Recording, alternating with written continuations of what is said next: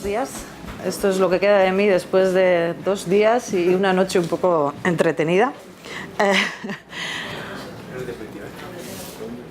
Ponme el... te digo cuál es, ¿vale?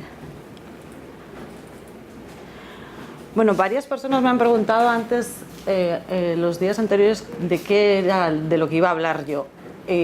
Os voy a enseñar una primera fotografía, si es que aparece, en la que en el título ya veremos que es accesibilidad, sí, pero también medios audiovisuales y también diversidad lingüística, que es donde se centra nuestra investigación. Os cuento, vengo de la Universidad del País Vasco, estoy en mi primer año de doctorado y el vicerrectorado de Euskera de la universidad me ha concedido una beca para llevar a cabo la tesis con la dirección de Josu Amézaga, que conoce Enrique y que tiene relación con él, y bueno, que gracias a él estoy aquí también, hay que decirlo todo. Bien, pues esto era... Espérate, dame tiempo.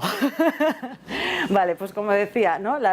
Audiovisuales como garantía de diversidad lingüística a través de la accesibilidad. Hemos visto cómo los medios audiovisuales ya utilizan la accesibilidad para poder ofrecer ese contenido audiovisual a personas con discapacidad sensorial, sea auditiva o problemas con la vista, de personas ciegas, pero bueno, nosotros lo que hacemos, lo que se nos ha ocurrido es precisamente hacer otro tipo de uso de esa tecnología para, digamos, acceder a contenido en lenguas minoritarias, en este caso en euskera, desde un público de lenguas hegemónicas, en el caso de España, desde el castellano. Antes de empezar, voy a hacer un pequeño... ¿no? Vale. Antes de empezar, voy a haceros una pequeña fotografía de la situación lingüística o sociolingüística en la que vivimos. El País Vasco, Euskal Herria, está administrativamente dividida entre Francia y España, ¿vale? Tenemos una parte en la parte norte, en Francia, en la que también se habla euskera, pero, bueno, como bien dice la Constitución francesa, pues la lengua de la República es el francés, con lo cual el euskera en la parte francesa no tiene ningún reconocimiento oficial, ni legislativo, ni jurídico, ni nada.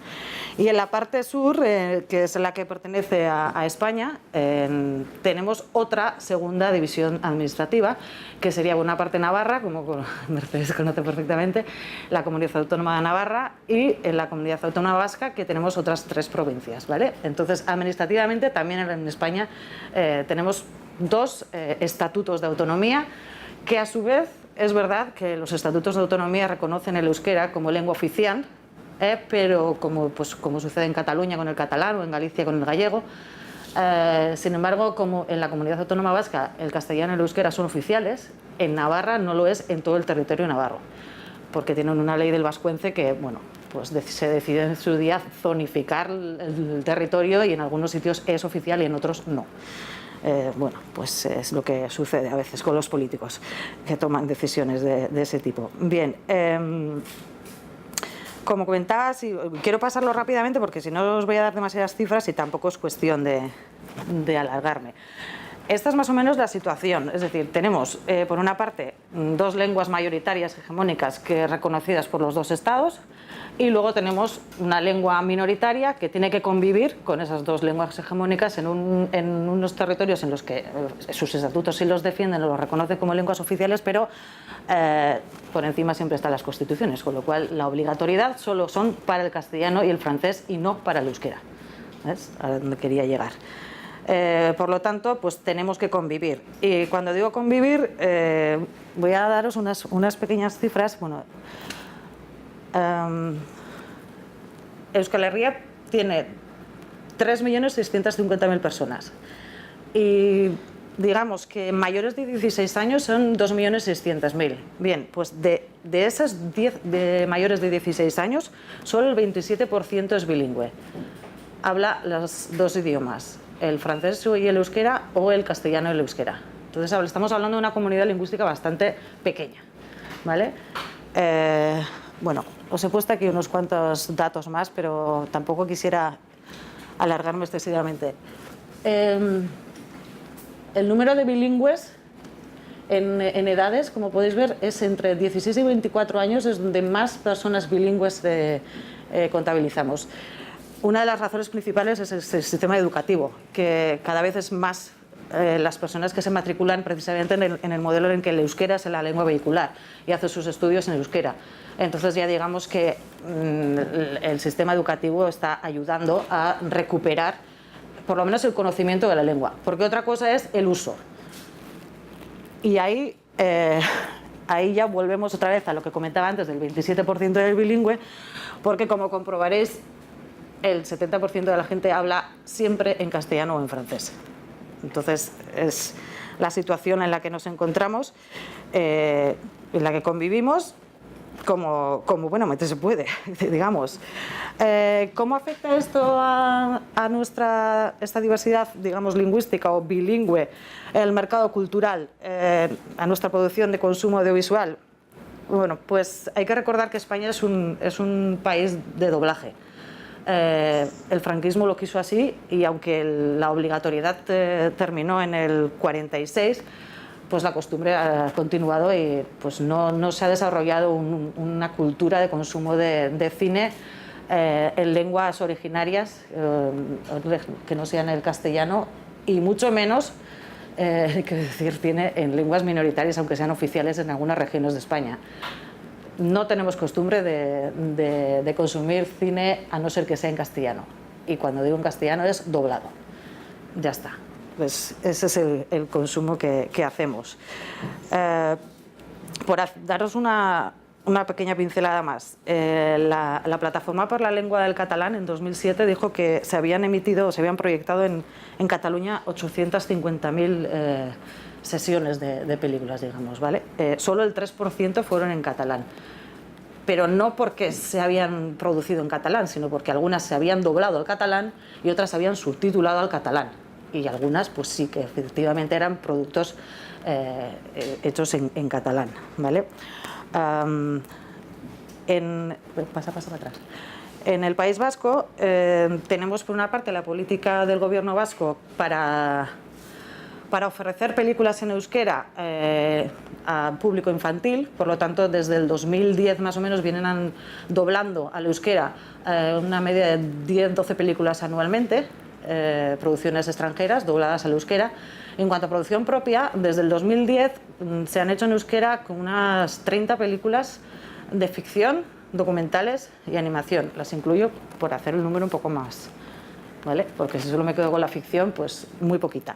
Estos son algunos de los ejemplos de películas que se han rodado en euskera, que se han emitido en euskera con subtítulos en castellano y que se han doblado al castellano para poder acceder a más público. Nunca se han dado solo en euskera sin subtítulos, ¿vale?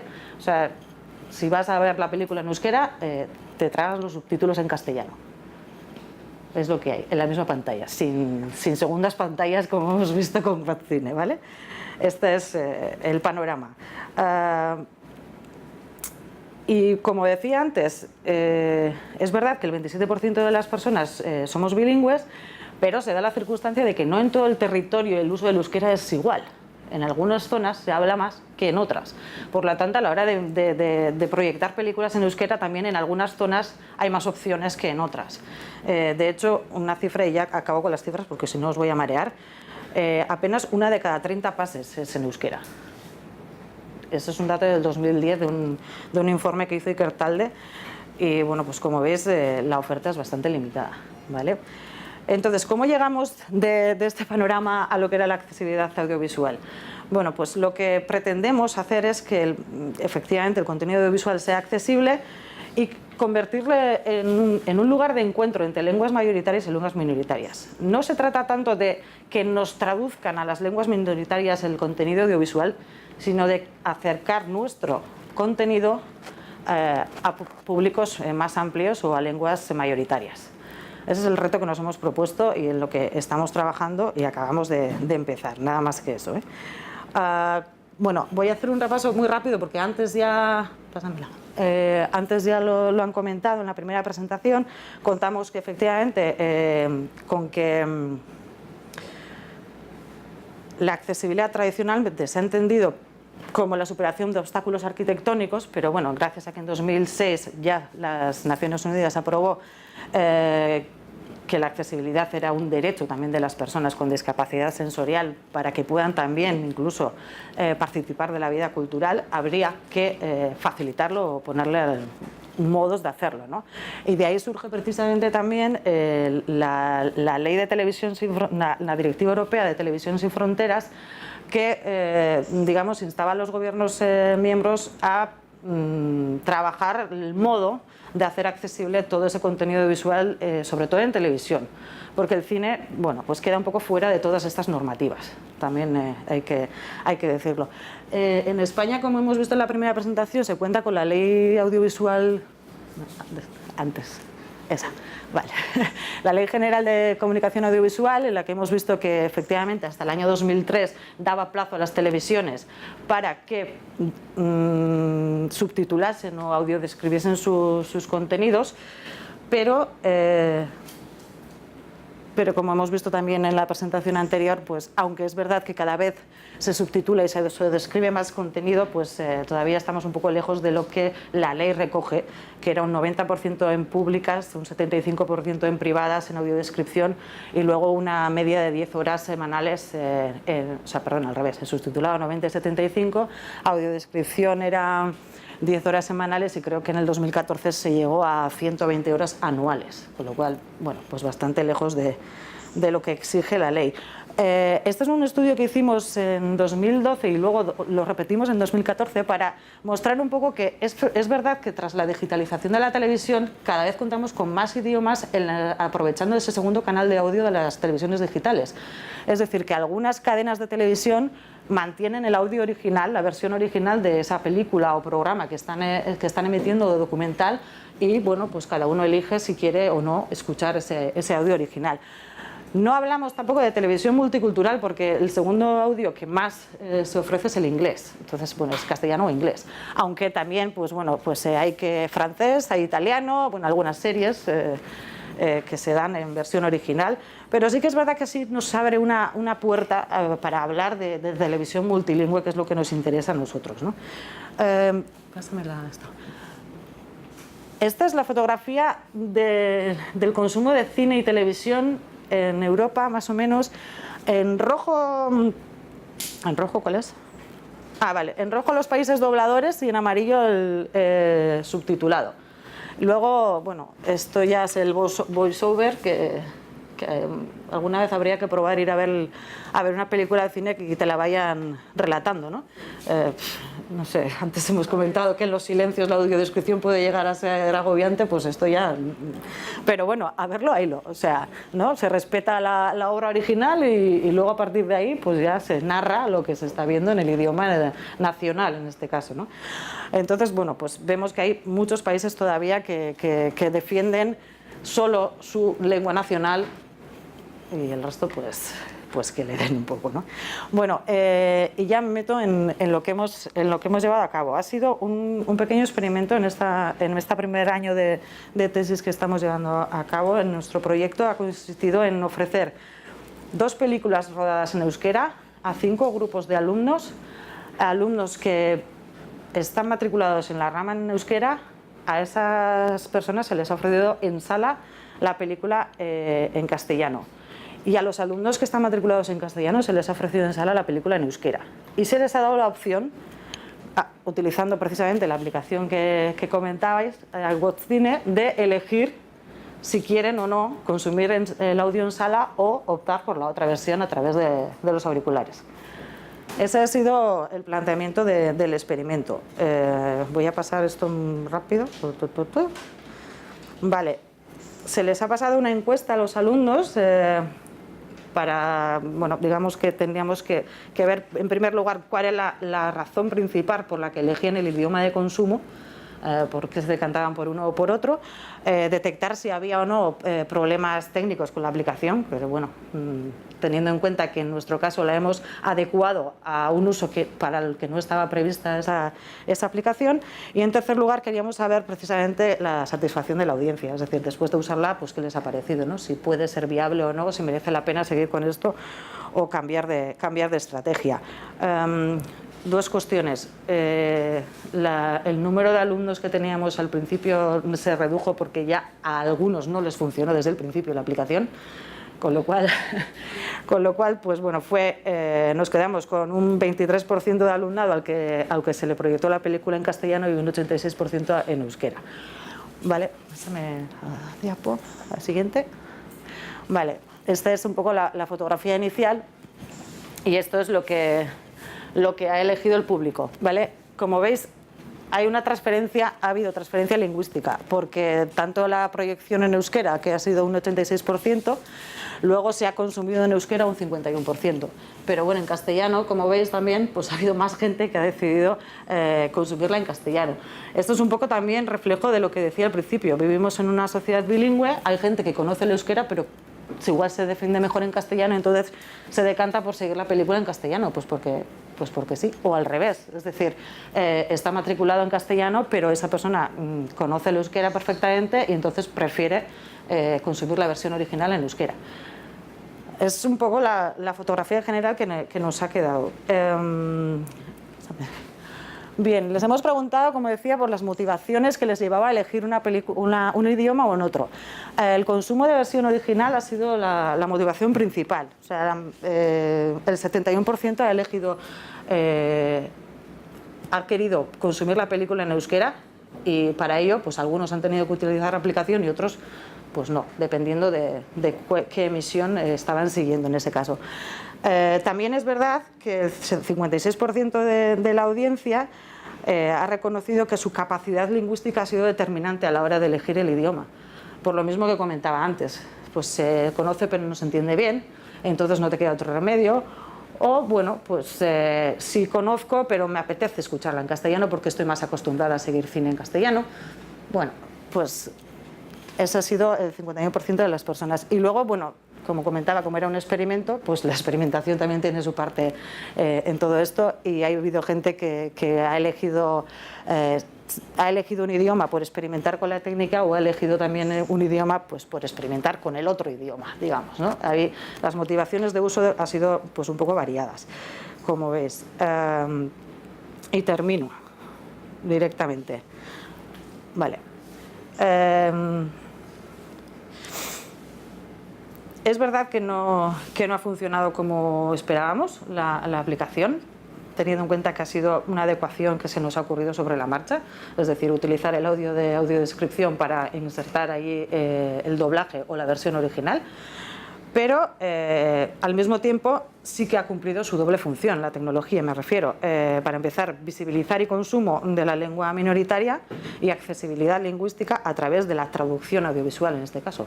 No sé si es transducción o no es transducción, pero bueno.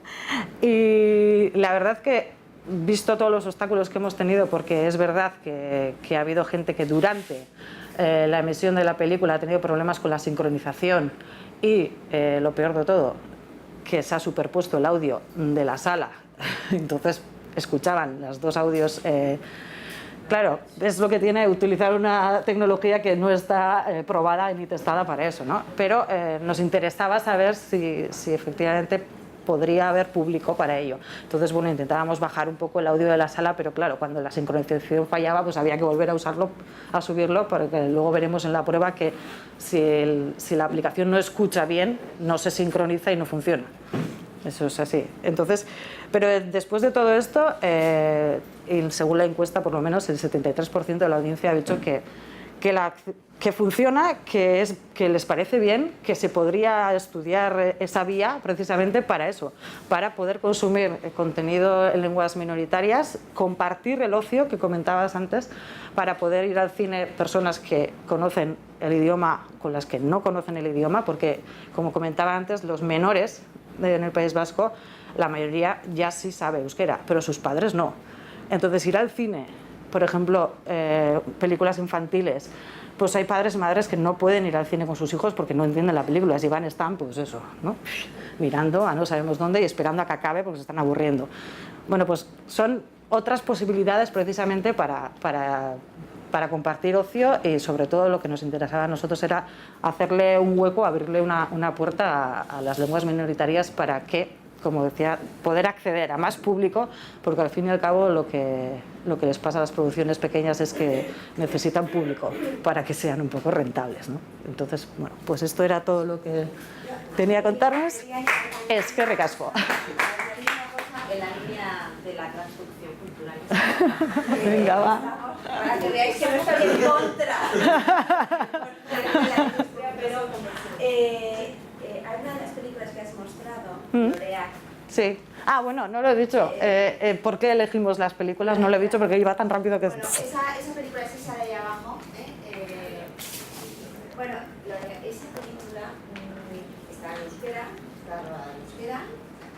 Es una historia universal. Viaja por el mundo entero.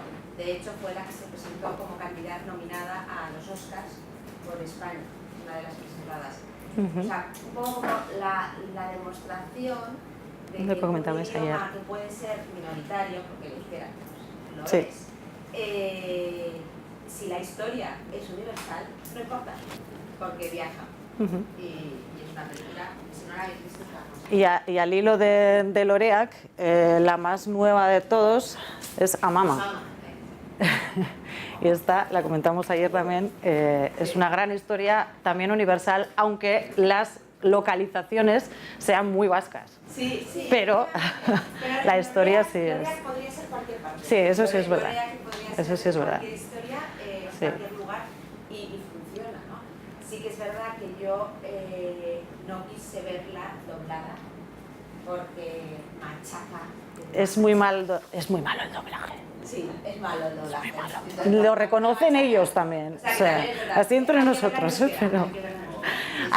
En este caso subtítulos, si utilizáis Guacine o lo que os dé la gana, pero original con subtítulos, sí, sí, merece la pena. Sí. Bueno, pero es un tema de foco, sí. Pero ha quedado mal frío porque están acostumbrados, no les molesta tanto. A las generaciones exactamente. jóvenes, el doblaje ya no lo soporta. No. Y además no solo eso, quiero decir que cada vez tenemos más inputs de un montón de pantallas, ¿no? En un montón de idiomas, entonces ya la gente está acostumbrada a los subtítulos en sus tablets, en sus televisiones digitales. Sí, sí. Netflix o demás, más películas y se les respeta el lenguaje original y eso es. Que es lo más natural. Bueno, pues si alguien tiene alguna otra duda, que no sé si no he ido muy rápido con tanto dato, pues...